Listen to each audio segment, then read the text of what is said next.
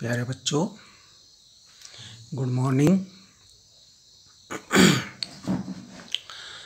जैसा कि आप जानते हैं, कक्षा 6 गणित में हमारा पाठ 4 रेखा एवं कोण हम पढ़ रहे हैं, जो कि हमने रेखा और कोण और रेखा और किरण और प्रतिच्छेदी रेखाएं और किस किस के बारे में हमने बिंदु सबके बारे में हमने बता दिया था। रेखाखंड के बारे में भी हमने बातचीत हो गई थी, हमारी चर्चा हो गई थी पिछले वीडियो में।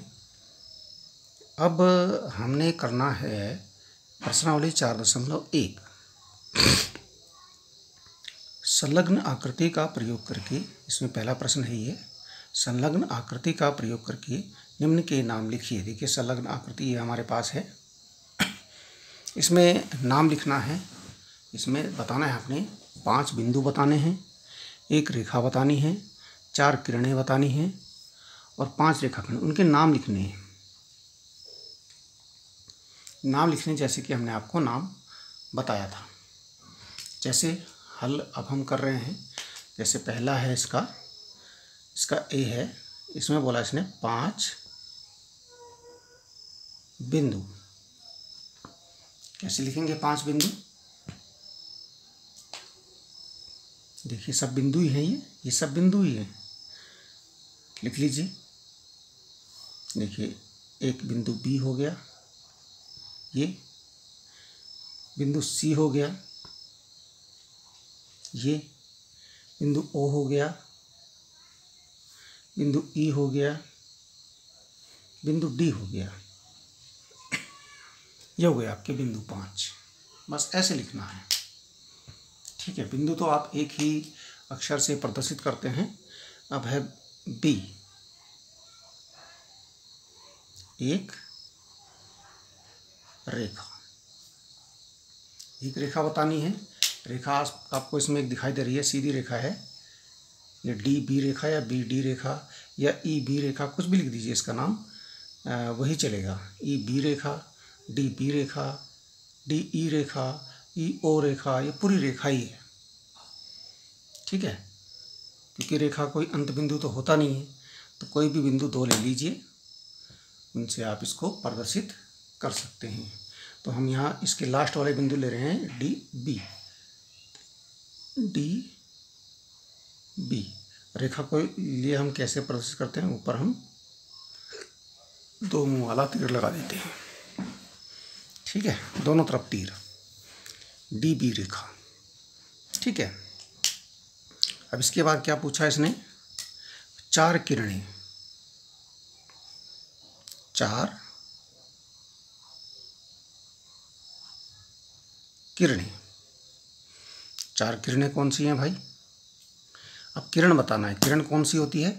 जिसका एक तरफ तो प्रारंभ बिंदु होता है और अंत बिंदु नहीं होता है। एक तरफ अंतहीन लंबाई होती है, एक तरफ तीर होता है, मतलब एक तरफ तीर होता है और एक तरफ क्या होता है?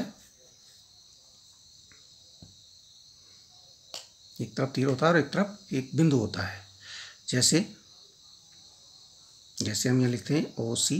देखिए, ओ एक बिंदु है यहाँ पर, प्रारंभ बिंदु, और ये सी तक बढ़ी है। सी तो केवल ऐसे ही लिख दिया गया है इसका नाम लिखने के लिए, क्योंकि कोई भी किरण 2 अक्षरों से लिखी जाती है। बाकी ये इसका अंत बिंदु नहीं है, ये अंतहीन है, तीर लगा है। तो एक किरण हो गई ओ सी, ऐसे लिख देंगे। दूसरी किरण ओ बी, तीसरी किरण ओ डी, ओ डी भी एक किरण है। चौथी किरण ओ ई, ओ ई नाम लिख देंगे क्योंकि अंत बिंदु तो होता नहीं है। इस बिंदु को भी ले सकते हैं हम, ओ ई, ठीक है। अब यहाँ पे नाम हम लिख सकते हैं D E D. E D भी एक, ये प्रारंभ बिंदु मान लेते हैं इसको, और यहाँ से एक डी तक किरण बन गई, ई डी किरण।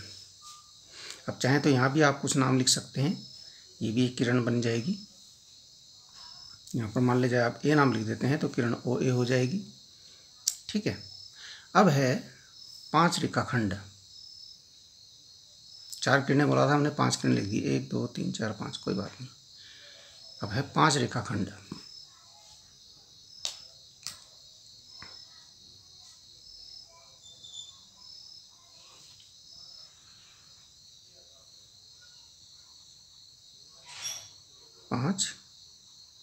रेखाखंड। रेखाखंड क्या होता है? जिसके 2 अंत बिंदु होते हैं। अब 2 अंत बिंदु लेकर के आप 5 रेखाखंड के नाम लिख दीजिए। 2 अंत बिंदु लेने हैं, 2 बिंदु मतलब आपको लेने ही लेने हैं। जैसे DE एक रेखाखंड हो गया, यहाँ से यहाँ तक DE एक रेखाखंड हो गया, ठीक है। EO एक रेखाखंड हो गया, गलत तरीके से लिखा हमने, ये गलत कर दिया हमने। यहाँ पर DE लिखना था, DE रेखाखंड के लिए तीर नहीं लगाते, हमने तीर लगा दिए थे, ठीक है। EO, ये भी एक रेखाखंड हो गया, ठीक है। और OB यहाँ से यहाँ तक, अगर किरण बोलेंगे तब तो उसके ऊपर किरण का चिन्ह लगाएंगे। हम रेखाखंड की बात कर रहे हैं तो OB देखो, यहाँ भी OB किरण में भी है, OB एक, लेकिन OB एक किरण है, किरण का चिन्ह लगा है, ये OB रेखाखंड है। मतलब हमने यहाँ तक इसको अंत कर दिया है। और किरण में हमने तीर लगाया है, यहाँ पर तीर लगाया, इसका मतलब ये अंतहीन है। तीर का मतलब अंतहीन होता है। OC ये भी एक रेखाखंड है। अच्छा, DB ये भी एक, अगर तीर लगा दिया तो इसका मतलब अंतहीन, दोनों तरफ तीर लगा तो इसका मतलब आप DB रेखा लिख रहे हैं। अगर आप एक तरफ तीर लगा रहे हैं तो इसका मतलब DB किरण लिख रहे हैं, है ना। यदि आप तीर नहीं लिख रहे हैं तो इसका मतलब आप DB रेखाखंड लिख रहे हैं, मतलब उसको अंत कर रहे हैं आप, अंत बिंदु तक लिख रहे हैं बस, ठीक है। ठीक है, आगे बढ़ते हैं। अब हमारे पास दूसरा प्रश्न है आपके लिए, दूसरा हमने छोड़ दिया है। तीसरा प्रश्न है, संलग्न आकृति को देखकर नाम लिखिए। संलग्न आकृति आप दिख रही है, ये आकृति है आपके पास। नाम क्या लिखना है? रेखाएं जिसमें बिंदु E सम्मिलित है। ऐसी रेखाएं जिसमें बिंदु E सम्मिलित है। रेखाएं जिसमें बिंदु E सम्मिलित है। रेखाएं जिसमें बिंदु E सम्मिलित है। अब देखिए कौन सी रेखा ऐसी है। देखिए बिंदु E यहाँ पर है, इस रेखा में भी है, EF रेखा में, और इस रेखा में भी है, AE रेखा में। ये इस रेखा में भी है, ये बिंदु ये इसके ऊपर लिखा है, और इस वाली लाइन पे भी ये इस बिंदु पर, दोनों का एक ये प्रतिच्छेद बिंदु है, और यहीं पर ये बिंदु है। इसका मतलब कौन कौन सी रेखा में है? AB रेखा, सॉरी AE रेखा, AE रेखा व FE रेखा,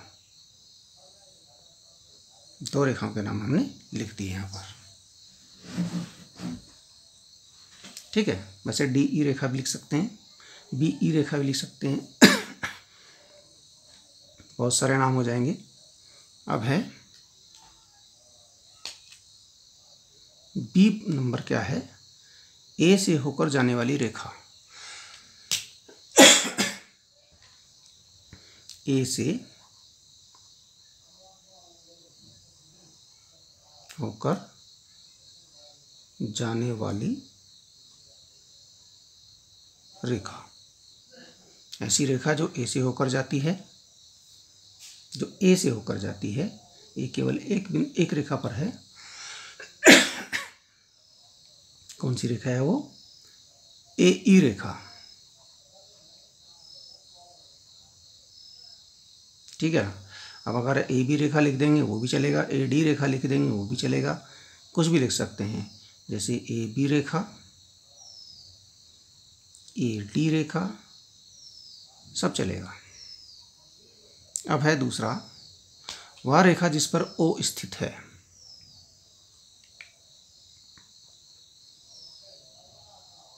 वह रेखा जिस पर O स्थित है। कौन सी रेखा है? O दिखाई दे रहा है आपको इसमें, वो ये दिख रहा है। कौन सी रेखा है ये? OC रेखा, ठीक है ना। इसका आंसर हो गया OC रेखा। रेखा का हमने चिन्ह लगा दिया ऊपर। ये सब आंसर है भाई हैं।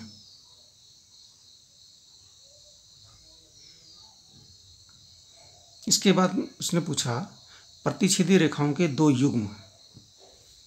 दो युग्म मतलब जो प्रतिच्छेदी रेखाएं हैं उनके दो युग्म लिखने हैं। प्रतिच्छेदी रेखाएं वो होती हैं जो आपस में मिल जाती हैं, ठीक है ना। तो ये डी है, इसमें लिखा है प्रतिच्छेदी रेखाओं के, प्रतिच्छेदी रेखाओं के दो युग्म, दो जोड़े। मतलब देखिए ये रेखा है हमारी ए बी रेखा या AD रेखा, कुछ भी लिख दीजिए, या AE रेखा लिख दीजिए। देखिए AB रेखा और OC रेखा और OC रेखा। एक युग्म तो ये हो गया, एक जोड़ा ये हो गया। ये दोनों आपस में मिल रही हैं यहाँ पर B बिंदु पर। दूसरा और कौन सी मिल रही है?